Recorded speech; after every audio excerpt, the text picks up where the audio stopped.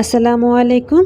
আজকে খুব ইজি ওয়েতে কচু ভাজি মানে কচুর পাতা ভেজে নিয়ে গরম ভাতের সাথে খাওয়া যায় এবং জাস্ট দুইটা ইনগ্রেডিয়েন্টসে বানিয়ে নেওয়া যায় এত মজাদার কচু শাক ভাজি। কচু শাক ভাজি আমরা সাধারণত অনেকভাবে খেয়ে থাকি, ইভেন এই কচু শাকের ভর্তাও কিন্তু খুব মজা। তো আজকে আমি জাস্ট ভাজিটা কিভাবে সিম্পল ওয়েতে করে নেওয়া যায় সেটা দেখিয়ে নিব। আশা করে নিচ্ছি আপনারা খুবই এনজয় করবেন আজকের রেসিপিটি। তো আজকের রেসিপিতে কি কি লাগছে সেটা প্রথমেই শেয়ার করে নিচ্ছি। তার আগে দেখিয়ে নিয়েছি কতটাই লোভনীয় হয়েছে এই কচু শাক ভাজিটা, তাই না? আর এটা গরম ভাতের সাথে তো অতুলনীয়। যারা কখনো খাননি আজকে আমার রেসিপি ফলো করে বানিয়ে নেবেন। আশা করছি আপনারা খুব এনজয় করবেন এই রেসিপিটি। যাই হোক, কথা না বলে শুরু করে ফেলি এই রেসিপিতে কি কি লাগছে। দেখতেই পাচ্ছেন এখানে 3 মোটা কচু আছে আর সেটাকে বেছে নিয়ে ধোয়া হচ্ছে। ভালো করে ধুয়ে নিতে হবে। কচুর মধ্যে কিছুটা বালু থেকে থাকে, তাই স্ট্রেইনারে নিয়ে ভালো করে ধুয়ে নিতে হবে, যেটা করে নেওয়া হচ্ছে দেখতেই পাচ্ছেন। এভাবে করে 6 থেকে 7 বার আমার ওয়াশ করতে হয়েছে পানির মধ্যেই। ব্যাস একটু স্ট্রেইনারে ছেঁকে নিয়েছি, কারণ পানি থাকা যাবে না এই কচু শাকে। তো যেই পাত্রে আমি এটা সেদ্ধ করে নিব সেখানে নিয়ে নিচ্ছি। ধোয়ার পর দেখতেই পাচ্ছেন একেবারেই পানি রাখিনি, কারণ এই কচু শাক থেকে কিন্তু অনেক পানি উঠে আসবে আর এই কচু শাক কিন্তু খুব অল্প সময় নিয়ে সেদ্ধ হয়ে যায়, যেটা দেখিয়ে নিব। এই পর্যায়ে আমি 1 টেবিল চামচ পরিমাণের মতো লবণ দিয়ে দিয়েছি। আপনারা লবণ কমিয়ে বাড়িয়ে নিতে পারেন, বাট আমার এই 1 টেবিল চামচ পরিমাণ লবণ পারফেক্ট হয়েছে। চুলোয় বসিয়ে দিয়েছি, ঢাকনা দিয়ে দিয়েছি। ঢাকনা তুলে দেখাচ্ছি যে অর্ধেক হয়ে গিয়েছে ভাপে। এবার একটু লবণের সাথে অ্যাডজাস্ট করে নিয়ে আবার একটু নাড়িয়ে চাড়িয়ে নিচ্ছি। আর দেখতেই পাচ্ছেন অর্ধেক কিন্তু সেদ্ধ হয়ে এসেছে। জাস্ট 2 মিনিটই এরকম সেদ্ধ হয়েছে, বাকি 3 মিনিটে পুরোপুরি সেদ্ধ হয়ে যাবে। তো এরকম করে অবশ্যই সেদ্ধ করে নিতে হবে। কচু শাকে পানি থাকলে জিভে চুলকাতে পারে, এই ব্যাপারটা একটু খেয়াল রাখবেন। ভাপের মধ্যেই সেদ্ধ করে নিয়ে আসতে হবে ঢাকনা দিয়ে ঢেকে। তো এই পর্যায়ে আমার 50% সেদ্ধ হয়ে গিয়েছে। আমি আবারও ঢেকে দিয়ে নাড়িয়ে চাড়িয়ে নিয়েছি। আমার 2 বার ঢাকনা দেওয়ার পর সেদ্ধ হয়ে গিয়েছে। এবার আমি বাটিতে তুলে নিচ্ছি আর দেখাচ্ছি। দেখতেই পাচ্ছেন এখন কিন্তু 95% সেদ্ধ হয়েছে, বাট এটাকে কিন্তু পুরোপুরি সেদ্ধও বলা যায়। আমি যখন এটা আবারও বাগার দিব বা রান্না করে নিব তখন পুরোপুরি সেদ্ধ হয়ে যাবে। আপনাদের সুবিধার্থে আমি বাটিতে নিয়ে দেখাচ্ছি। দেখুন এই পর্যায়ে হলে নামিয়ে নেবেন। এবার আমরা একটু দেখিয়ে নেওয়ার পর চুলোয় চলে যাব। এটাকে আবার আরেকটা প্রসেসিং করতে হবে, যেটা খুবই ইম্পর্টেন্ট।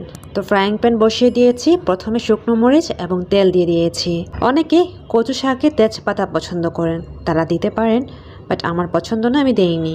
এ পর্যায়ে আমি 1 কাপ পরিমাণের মতো রসুন কুচি এবং হাফ কাপ পরিমাণের মতো পেঁয়াজ কুচি নিয়েছি।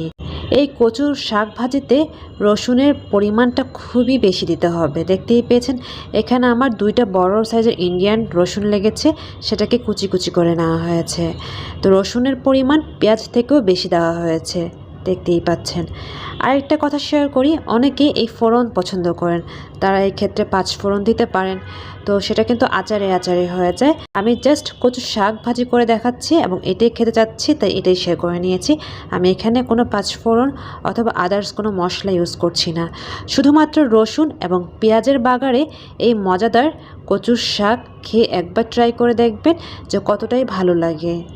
যাই হোক, দেখতেই পেয়েছেন পেঁয়াজ এবং রসুন ব্রাউন কালার হয়ে আসার পরই আমি কচু শাকটা যে সেদ্ধ করে নিয়েছিলাম ওটা ঢেলে দিয়েছি। এবার অনবরত নাড়িয়ে নিচ্ছি। এক্ষেত্রে তেলের পরিমাণটা ঠিক মতো দিতে হবে। তেল পরিমাণটা কম হয়ে গেলে সেক্ষেত্রে একদম পুড়ে যেতে পারে। তো দেখতেই পাচ্ছেন আমার তেলের পরিমাণটাই পারফেক্ট হয়েছে। নামানোর কিছুক্ষণ আগে কাঁচামরিচ দিয়েছি। শাক ভাজি বা শাকে কাঁচামরিচ না হলে হয়ই না। কাঁচামরিচের ফ্লেভার টোটালি ডিফারেন্ট করে ফেলে যে কোনো ধরনের শাক ভাজিতে। রসুন এবং কাঁচামরিচ, তাই না? সো রসুন এবং কাঁচামরিচের পরিমাণটা একটু বেশি দিবেন, খেতেও ভালো লাগবে, দেখতেও সুন্দর লাগবে।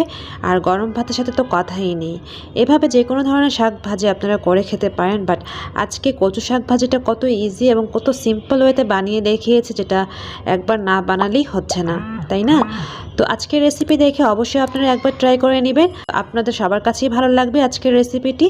আর ভালো লেগে থাকলে আজকের রেসিপিতে একটা লাইক করিয়ে নিতে পারেন। কমেন্টের মাধ্যমে উৎসাহ করতে পারেন আপনাদের কার কাছে কেমন লেগেছে।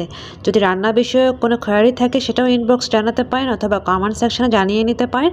আমি সময় মতো রিপ্লাই দেওয়ার ট্রাই করে নেব। যাই হোক, খুব সহজ উপায়ে দেখিয়ে দিয়েছি আজকে কচুর শাক ভাজির রেসিপি। জাস্ট দুইটা ইনগ্রেডিয়েন্টসে এরকম কালার ঠিক রেখে, মানে কচুর শাকের সবুজ কালার ঠিক রেখে এরকম ভাজি করে নেবেন। কচুর শাকের সবুজ কালার ঠিক রাখার জন্য যে টিপসটি আগে বলা হয়নি সেটা বলে নিচ্ছি।